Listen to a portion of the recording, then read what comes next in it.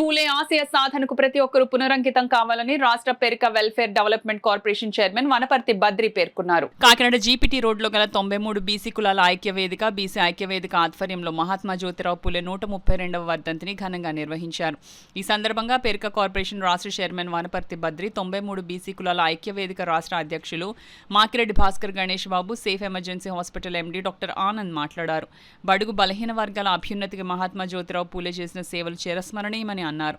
ఈ కార్యక్రమంలో బీసీ నాయకులు రాయుడు నాగేశ్వరరావు, వాసంశెట్టి రాజేశ్వరరావు, పి సత్యనారాయణ, అల్లం కాదు ఏవిడి మెంటారావు, ఏ రామునాయుడు, బి రాజ్ కుమార్, కె శ్రీనివాస్ యాదవ్ తదితరులు పాల్గొన్నారు. పిల్లలకు పాఠ్య పుస్తకాలు చేర్చాలి. చేర్చినప్పుడే రేపు పొద్దున్న పిల్లలకి మహాత్మా జ్యోతిరావు పూలే గారు చేసిన పోరాడిన పట్టిమలన్నీ కూడా తెలుస్తాయి.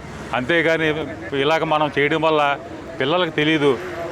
పిల్లలకు తెలియాలంటే ముఖ్యంగా మన అన్నగారు చెప్పినట్టు ప్రతి స్కూల్లో కూడా విగ్రహాలు ఏర్పాటు చేయాలా. అలాగే పాఠ్యపుస్తకాల్లో మహాత్మా సావిత్రిబాయి పూలే గారు చేసిన మొదట ఉపాధ్యాయురాలు ఆవిడ చేసిన అన్నీ కూడా ఒక పాఠ్యపుస్తకంలో చేర్చాలని, అలాగే మహాత్మా జ్యోతిరావు పూలే గారు చేసిన అన్నీ కూడా బీసీల కోసం చేసిన త్యాగాలన్నీ కూడా పాఠ్యపుస్తకం చేర్చి పిల్లలకు వివరంగా తెలియజేసుకుంటూ సెలవు. Thank you. నమస్తే. నా పేరు వాసంశెట్టి రాజేశ్వరరావు, కాకినాడ.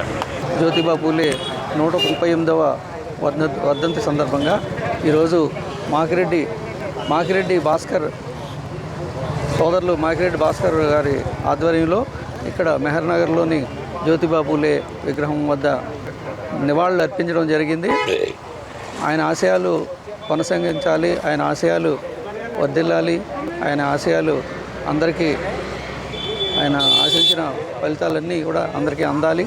అంటే ముఖ్యంగా మనం కులగణన, మన ఆంధ్రప్రదేశ్ గవర్నమెంట్లో కులగణన జరిపి తీరాలి.